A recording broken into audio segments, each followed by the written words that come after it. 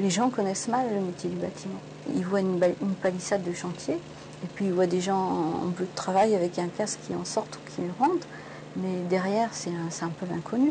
Quand je leur disais que j'étais conducteur de travaux, ils croyaient que je conduisais des engins, parce que conducteur de travaux, ça leur paraît... Enfin, ils voient pas... Il y a peu de gens qui connaissent bien le métier, hein, et ils croyaient que j'étais conducteur d'engin, que j'avais un tractopelle ou quelque chose comme ça.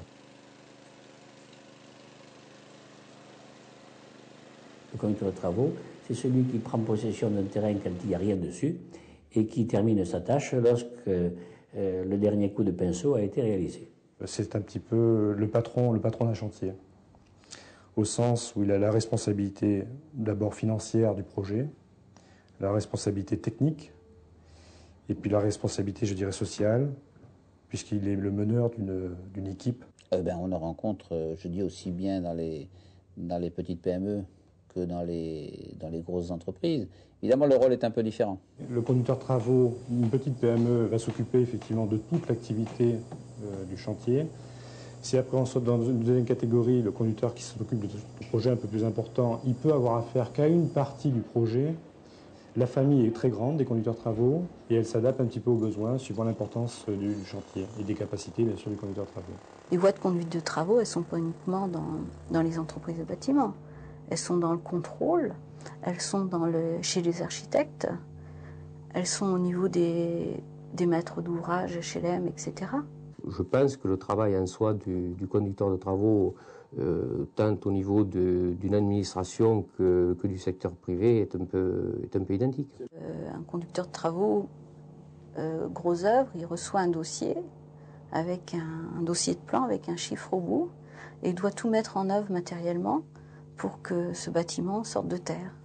Donc il faut préparer le chantier, gérer le personnel, approvisionner le chantier, vérifier la gestion du chantier par rapport aux prévisions d'études et les prix qui sont imposés sur ce chantier et résoudre tous les problèmes techniques liés à l'exécution de certains ouvrages. À l'ouverture du chantier, il va devoir faire des démarches administratives, donc avoir affaire à tous les organismes, l'inspection du travail, au PPPTP, les mairies, toutes les demandes des autorisations. Bon, il va avoir également les bureaux d'études, puisqu'il va falloir commencer à réfléchir au chantier, les bureaux des méthodes. Il va avoir également la préparation en amont du dossier avec l'architecte.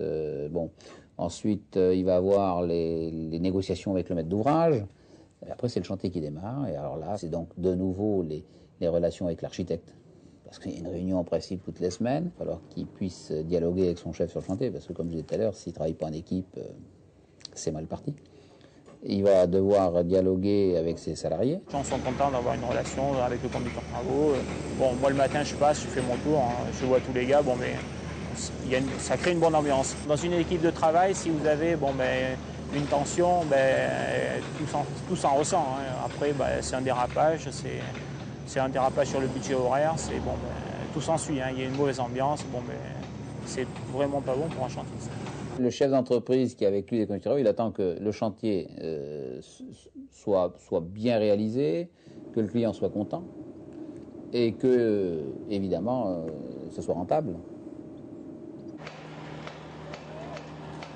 Souvent on dit le conducteur de travaux, il est surchargé de travail. C'est vrai que c'est un homme qui a la tête pleine parce qu'il faut qu'il pense à tout. Quand je dis à tout, pour être plus précis, c'est le problème de chantier, le problème du client, le problème de la facturation, le problème de la rentrée d'argent, le problème d'hommes, parce qu'il peut y avoir une grève sur un chantier, il peut y avoir une main-d'œuvre qui manque, obligé de faire appel à la main-d'œuvre intérimaire, savoir si on va tenir le budget, savoir si on va tenir le planning. Il faut qu'il pense à tout d'un seul coup. Il faut être très organisé et puis il faut se déplacer sur ces chantiers constamment et puis aussi faire son travail de bureau. Le conducteur de travaux routier ou VRD routier, un jour il va gérer un chantier, il va faire un chantier en une demi-journée, un chantier de 50 000 francs. Et puis après, pendant 3, 4, 5, 6 mois, il va être sur un chantier de 3, 4 millions, 5 millions, 6 millions. Par rapport à ce que je me fais l'idée d'un conducteur de travaux bâtiment, vous bougez beaucoup, vous avez à vous déplacer énormément. Comme disent certains de nos confrères, la route avance. Il ne faut pas croire qu'un conducteur de travaux va faire 12, 14 et 15 heures par jour. Ça va se produire une fois, mais ça ne se produira pas tous les jours. Ça, c'est Ça a été lancé, ça c'est un petit refrain. C'est une personne qui, c'est vrai, qui est à la merci de la haute direction, de la main d'œuvre. Donc il faut être présent le matin quand les gens embauchent. Il faut être là le soir quand la direction est là. Bon, enfin, je pense qu'il y a un juste milieu à trouver, qu'on peut mener à bien cette tâche sans avoir à faire plus de la dizaine d'heures par jour. Ce qui est important pour un conducteur de travaux, c'est d'être bien marié avec une femme qui vous aime, mais je crois qu'une femme intelligente, c'est une femme qui comprenne les contraintes de cette profession, qui est quand même particulière.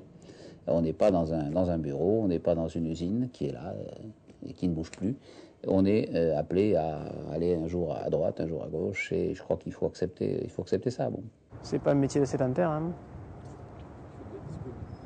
Il faut être mobile. Hein. C'est une des conditions primordiales, ça, je crois. Il faut savoir parler aux gens en fonction des gens qu'on a en face de soi. Il faut être assez psychologue, pas les brusquer, parce que par moments, il y a des gens qui sont plus susceptibles que d'autres. Ça doit être un meneur d'hommes. Ça, il n'y a aucun doute là-dessus. Parce que c'est vis-à-vis des hommes, s'il a un bon contact avec ses compagnons, il pourra avoir aucun souci pratiquement sur le chantier. Tout le monde va le respecter. Dans un centre et dans n'importe quelle école, on ne vous l'apprendra pas. Il faut avoir, je crois, de la personnalité, une forte personnalité. Ça demande de l'autorité pour faire valoir son point de vue, ne serait-ce qu'auprès du chef de chantier ou de l'architecte. Et puis ça demande des connaissances techniques de toute façon, tout corps d'État. La compétence technique, très très important, que ce soit un homme ou une femme d'ailleurs, mais peut-être plus si on est une femme. Et je pense qu'à partir du moment où on a la compétence technique, il n'y a pas de problème, quoi. Il faut être organisé, il faut avoir des idées, aller de l'avant. Il faut pas être feignant non plus, parce qu'il ne faut pas avoir peur de bosser. C'est quand même, faut pas avoir peur de prendre des responsabilités non plus. Il faut de la rigueur en matière de qualité, il faut de la rigueur en matière de prévention, il faut de la rigueur en matière de gestion. Si on n'est pas un bon gestionnaire, si on ne connaît pas ses chiffres, si on ne connaît pas ses comptes, si on connaît pas, on peut pas y arriver, c'est pas possible. Et après, on peut évoluer de la conduite de travaux sur chantier à la direction de travaux, donc d'un secteur, donc de travailler avec plusieurs conducteurs. Et puis où on peut évoluer vers le commercial, on peut évoluer vers la création d'entreprises.